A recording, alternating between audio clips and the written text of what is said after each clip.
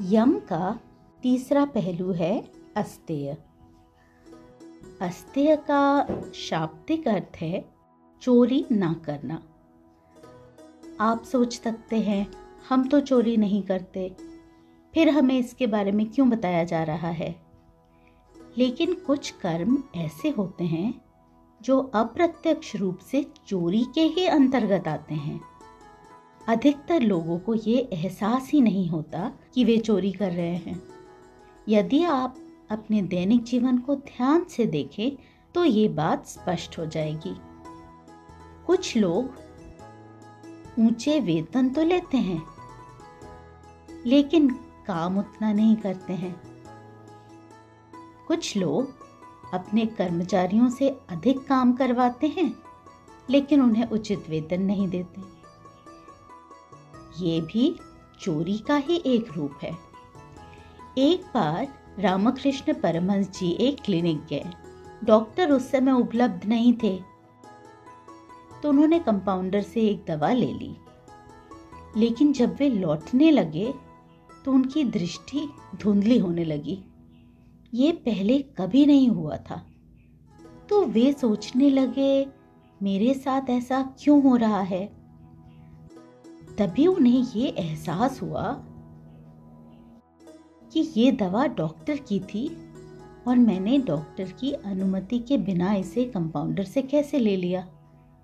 उन्होंने तुरंत क्लिनिक लौटकर दवा वहीं रख दी और जैसे ही उन्होंने दवा लौटाई, उनकी दृष्टि फिर से साफ हो गई। सूक्ष्म धर्म ऐसे ही कार्य करते हैं। कई बार एक छोटी सी गलती हमारे अवचेतन मन में गहराई तक असर डालती है।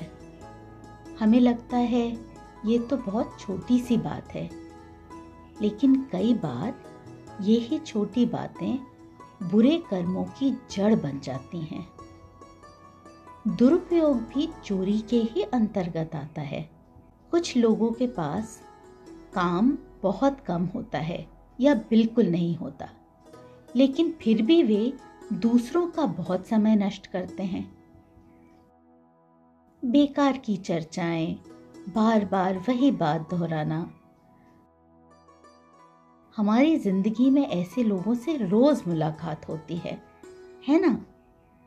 तो क्या आप जानते हैं, दूसरों का समय बर्बाद करना भी चोरी का ही एक रूप है।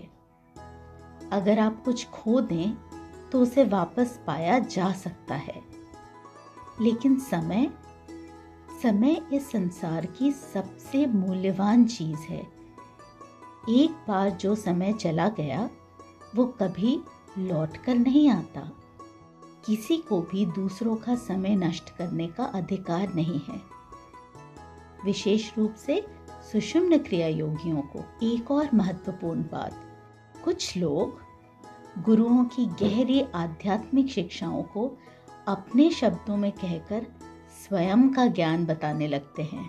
अगर कोई कहे मेरे गुरु के शब्दों को उद्धृत करते हुए, तो ये उचित है।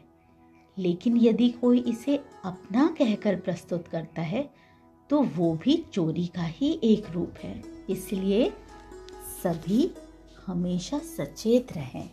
मंगलम, नित्य शुभ मंगलम।